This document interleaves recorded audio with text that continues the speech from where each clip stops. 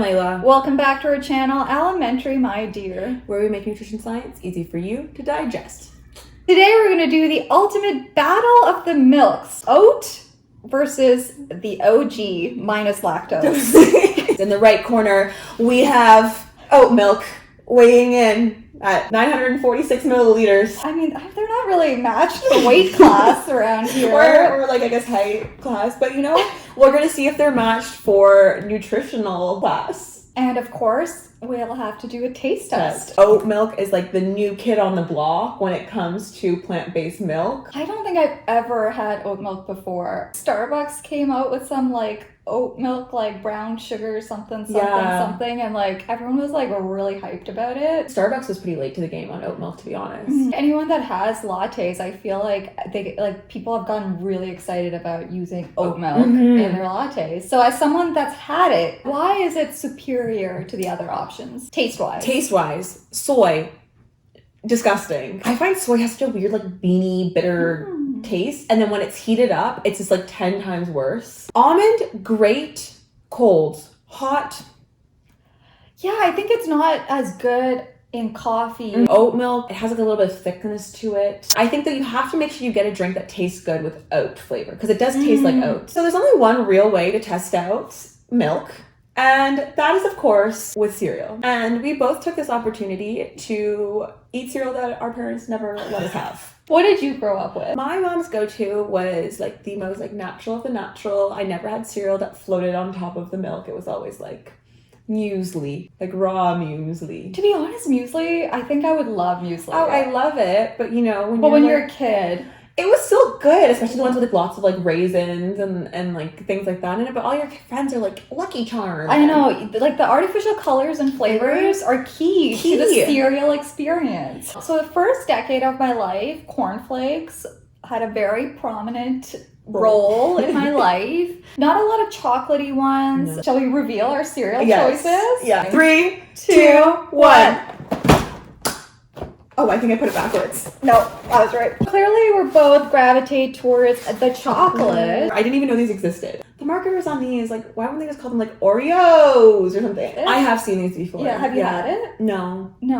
But we both love Reese's peanut butter cups, so I'm hoping it'll be that. Chocolate and peanut butter, we've already talked about it before. Delicious. So... And Bert, before you come at us with your beer and peanuts, no.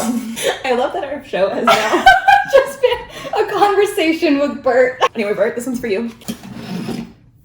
So we're gonna do this, but then try both cereals. Yeah, in the same bowl. Yes. Okay. At the same time? No. Okay. One at a time. One at a time. Okay. Guys. So guys, full disclosure, I know this is very controversial and like people are so heated about this. I am a milk first person. You're for my cereal. A disgrace. What if I want hot milk cereal? You can pour it in after. Oh, you're gonna heat the milk up separate? Yeah, like in a cup. That's like an extra dish to do. But that's the ritual. No, you put the milk in the bowl. You have to respect the ritual. It's just smaller than I thought it was gonna be. Ooh! I think oh, you eating already? No, it fell on the table. Oh. My controversial thing about cereal is that I prefer it soggy. All right, well, that's another thing. With putting the cereal in first, it gets soggy. Faster? Why? Because you put the milk right on top. I like stir it up to maximize the sogginess. These are good. They're really good. They literally taste like Reese's peanut butter cups. I actually feel like the milk is ruining it a little bit. So let's talk about the pros of dairy milk. Especially in the North American context. Dairy milk is a really rich source of nutrients, including energy, depending on what kind you buy, fat and fat-soluble vitamins like vitamin A, calcium. It's like probably the biggest source of calcium for most people in North America. And in North America, calcium is a nutrient of concern. In Canada, milk is required to be fortified with vitamin D. And vitamin D is another nutrient that, we know that a lot of Canadians are not getting enough of. Also, milks that are like skimmed or like semi-skimmed, so that's like skim milk, which... I'm sorry, why are you paying like $4 for water? Because the vitamin A is in that fat portion, when they take the fat out, they also need to add back in vitamin A. Sorry, this is just such good cereal. The dairy farmers of Canada, they've been going hard on their milk advertising since like we were kids. So there's also quite a few B vitamins that are in milk. And things like riboflavin, I'd say probably milk is one of the biggest sources. So honestly, on the whole, milk is very nutritious, especially for like young children after being weaned. Having whole fat milk can be an important source of energy and protein for them. Dairy milk, great source of vitamin A, D, calcium, protein, riboflavin. Fats and energy for kids, especially when they're growing. Schools would like send pamphlets home with their kids to show their parents, to be like, encourage more milk consumption at home and things like that. And there's like a milk program at school. I remember when I first came to Canada, the school that I went to in Calgary, they had the option of a milk program. And I don't know if it was me or my parents, but they picked the non-chocolate, like the plain white milk. And literally every other kid in my class had the chocolate milk. And I was so jealous, and I did not like the milk. So I'd literally like bring home that container like every single day, and my parents would like use it in their coffee. I think it was subsidized, that milk, so that's a pretty good, like, economical way to get milk. For your coffee. No, they weren't trying to. I know they weren't, but I'm just saying, like, they just didn't want to waste it. Yeah, no, for sure. Because I wasn't drinking it. Being the new kid at a school and like coming from a different country, and then you're the kid with the white milk. The only brown kid in the class with the only white milk. But I think like milk is kind of losing its prominence, and it's like, I think this health halo that it's had, I think a lot of parents aren't giving their kids cow milk anymore. I wonder if there's still milk programs at school. We should know that. We should know that as dietitians. North America has definitely moved away from dairy as being like a staple in the fridge, like a staple on your grocery list. Yeah. And now we need the almond milk or the cashew milk or the soy milk or the oat milk. Let's talk about it. Is oat milk actually a better alternative from a nutritional perspective? Should we try a little oat milk before we start talking about Absolutely. It? All right. This will be my first time. Oh my goodness. Trying oat milk. Okay, I think I put... Actually, there's no such thing as too many Reese's Puffs. That's what you learned today. That's what I learned today. What do you think? Which is better? I think when I tried them plain, I'm going to say that the oat milk was better. With a cereal, I don't know, there's like a little je ne sais quoi about the cow milk. I did get the plain oat milk because I thought that would be like the most fair comparison. I think that's fair. You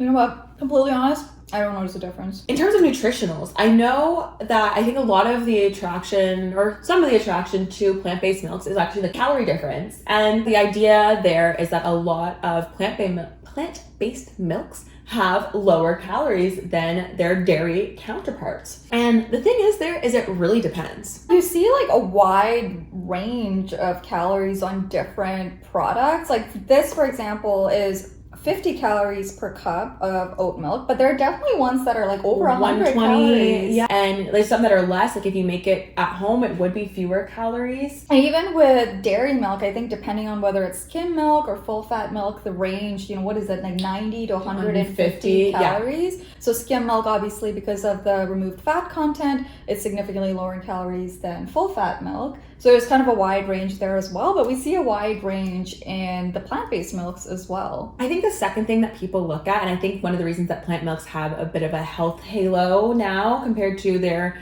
cow counterparts, is fat content. This is something, for the most part, where plant milks have a lot less fat in them. Here, I could look at it. Yeah, just look at it. 8 grams, and much of that is saturated fat. We have seen that there is a correlation between diets that are high in saturated fat and risk for things like heart disease. But I think there is a lot of speculation now on whether the saturated fat in milk also contributes to that increased risk. I think there's a lot of question about whether the fat matrix in milk might be a little different and may not actually contribute to that health risk. But then we have like oat milk, and honestly, just like straight oats don't have too much fat in them. But for like that sensory component, a lot of companies will add like canola oil or sunflower oil to their product just to make it feel a little better in your mouth. Oat milk tends to have less fat in it than a cow milk would, and the amount of saturated fat is like nothing. This one has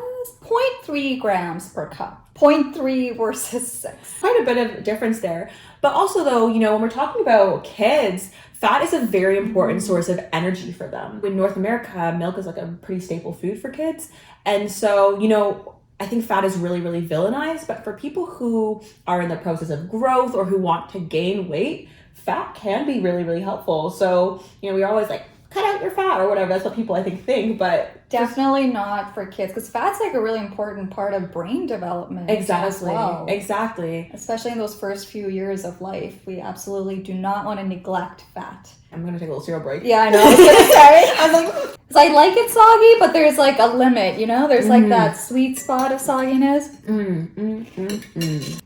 This is slightly sog resistant. I have quite a bit of crunch to them. So next is protein. And I'm gonna say that's probably the major difference between the two. Yeah. Plant-based milks do not have a lot of protein. Soy is kind of an exception, but today we're here talking about oat milk. 1 gram per cup. This is worse than Oatly. 1 gram per cup.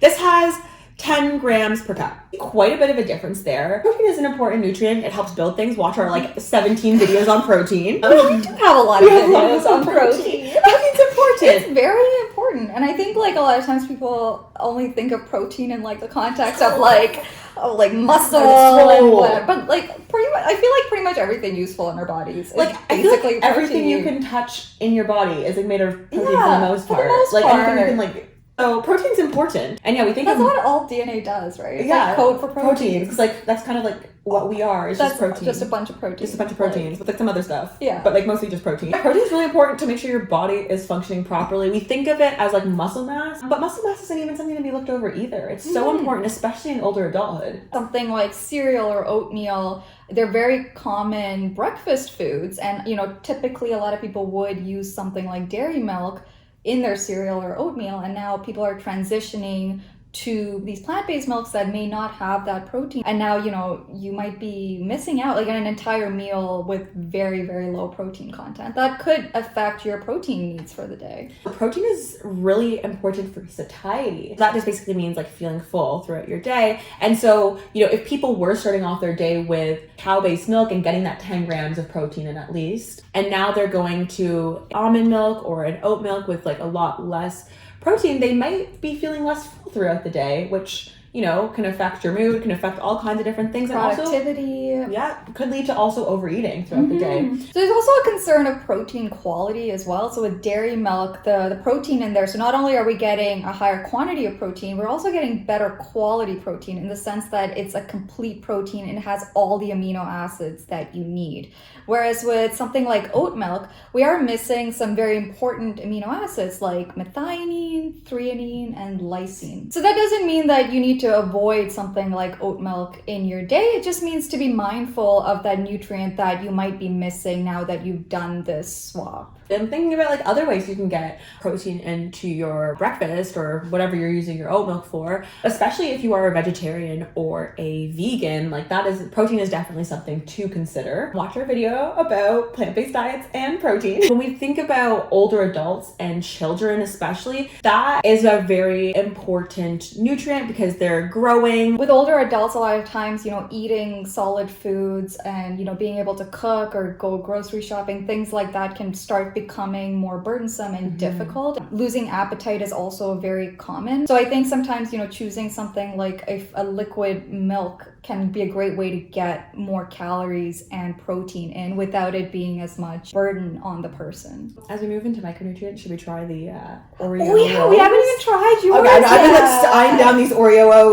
Speed up, Rubina. Let's go. Let's move. It says make your milk happy, and then it says it's the stuff that breakfast dreams are made of. So are you ready for all your wildest dreams to come true? Ooh, these are bigger than I thought. Oh my. So, let's mix this up. All right. Get the sogging process going. Are you more of a pro crunch or a pro soft? I would say pro crunch. I would say. Okay. Yeah. So you're with the people. Yes, the masses on this. Okay, masses who are like pro crunch for this year. Why are you putting your milk on top of them? No, I think it's a negligible difference. Don't you think? I have to say I don't. You don't like it? It's okay. Not as good as the Reese's Puffs. What? Okay, that's disappointing. This is way better than the Reese's? I really should have more cereal in my life. I'm not gonna lie, after we finish this video, I'm gonna eat a whole bowl of Reese's Puffs. It's all you. It's all you. I'd rather have that. They're kind of salty. Anyway. What's our point? What's our point? But we're getting into the micronutrients. Okay. Should we try this? A minute. I think when people think of milk, they think of calcium. And calcium, really important for your bones, helps with muscle function, helps with a bunch of different things, and it is a nutrient of concern for North Americans. Milk naturally contains quite a bit of calcium, and I think that's also, along with the protein, one of the nutrients that milk naturally has a lot more of than a plant-based milk, especially oat milk. Good news is though, the oat milk companies know this. A lot of them do take measures to fortify their product with calcium. Unfortunately, it's not regulated in the sense that, these companies aren't required to fortify it. Dairy products and milk especially is such a huge source of it in our diets. And unfortunately, a lot of us are moving away from dairy in general. So recognizing that as a gap, a lot of companies are fortifying their products with calcium. So this one has 300 milligrams per cup, which is about 23% of your daily needs. This one has, they don't say how many milligrams, but it has 30% of your daily needs of calcium in 1 cup. So, both of these are pretty good sources of calcium, which is really good to see. I know a lot of people make their own oat milk. The issue with making your own oat milk is you're not getting all those extra nutrients in, and also depending on how you make it, you might actually even be getting less protein than you would with like a manufactured made one. Okay, now let's talk about vitamin D. The sunshine vitamin that is unfortunately not in a lot of foods. Vitamin D is really important for our bone health, our mental health, our immune systems. I feel like every day there's a new article about what vitamin D does. Vitamin D gets a lot of airtime these days. And honestly, I think it's kind of good. I think you do have to be a little more intentional. I think all of us need to be a little more intentional with vitamin D when it comes, especially compared to a lot of other nutrients. No, for sure. And vitamin D deficiency or insufficiency, so not having enough, is quite common, especially as we get into the northern parts of the continent. It's really hard for us to make vitamin D from our skin, so that makes getting vitamin D from your diet even more important. And that's why the government, however long ago, recognizing that milk is such a staple in people's homes, they made the decision to make it mandatory to fortify dairy milk with vitamin D. The good thing for oat milk is that you're allowed to fortify plant-based milks with vitamin D, but it is not mandatory. At least Canadians rely on milk to get some of their vitamin D in. But if you are making the switch to a plant-based milk, you might not be getting the vitamin D in. So that's really important to look at on the labels, making sure it says fortified, looking at the nutrient facts to see if it has vitamin D in it. Because vitamin D helps with the absorption of calcium. So you're getting all your calcium in there. Hopefully you're getting your vitamin D to help with that absorption. With this one, it does look like they add vitamin D2, and it's 2 micrograms. How much percent did they say? 10. This one has 40% of your daily value of vitamin D, and I do believe the vitamin D they add to milk is vitamin D3. The better version. It is the better. Well, the one that your body uses a little bit better. Should we try the Oreo O's in the oat milk? Okay.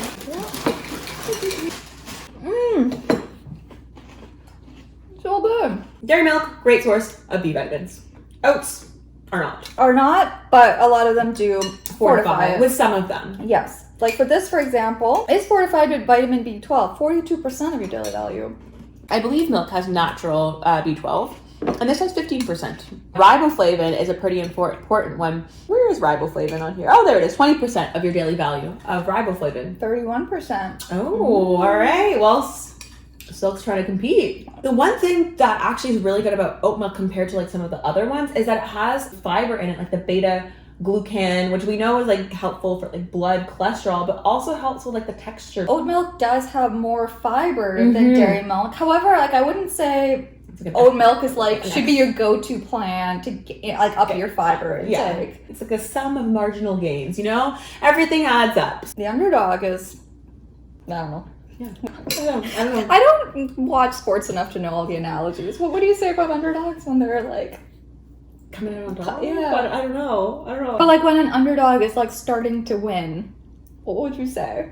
I don't know if there's a term for that. There has to be. The underdog starting to come up out on top. Okay, that's what's happening here. With this one, yes. Is this the underdog? I think it was the underdog for me, but maybe not the underdog for everyone else. I don't know. This analogy is falling apart. Okay, now that we talked about nutritional stuff, should we talk about taste, texture, flavor, smell, maybe? I don't know. Me personally, I didn't notice a huge difference. When it's used in cereal, I couldn't really tell the difference. Yeah, when it's used in cereal, honestly, side by side, plain with nothing in it, I actually prefer the oat milk because like cow milk has like a weirdo to it. And I think with the cereal though, I did prefer the cow milk a little bit. Did you? Yeah. Honestly, this has been the most pleasant taste test that we've ever done. Absolutely. So I think that really the takeaways here are that from a nutritional perspective, Cow milk might beat out the oat milk. A Yeah. little bit, you know, especially for those major nutrients like protein and just energy. yeah, exactly. And I think though, it's like not to say like don't drink oat milk. It means if you're making that switch to oat milk, like, you know, just think about those things like protein. Like, where are you going to get a good source of protein from? And when it comes to, you know, kids and especially kids under the age of 2, if for whatever reason you are choosing plant-based milks instead of the dairy milk, do make sure you're connecting with a dietitian to make sure those important gaps are filled, you know, like that fat content, the energy content, protein content. You know, milk, you know, especially full fat dairy milk is a very important source of all those nutrients for growing children. So, I mean, we just want to make sure that you're working with a professional to make sure that those gaps are filled with alternative foods. Thanks so much for watching. Be sure to like, comment, and subscribe. Hit the notification bell so you never miss one of our videos, and follow us on our Instagram and our TikTok. Thank you for watching. Bye.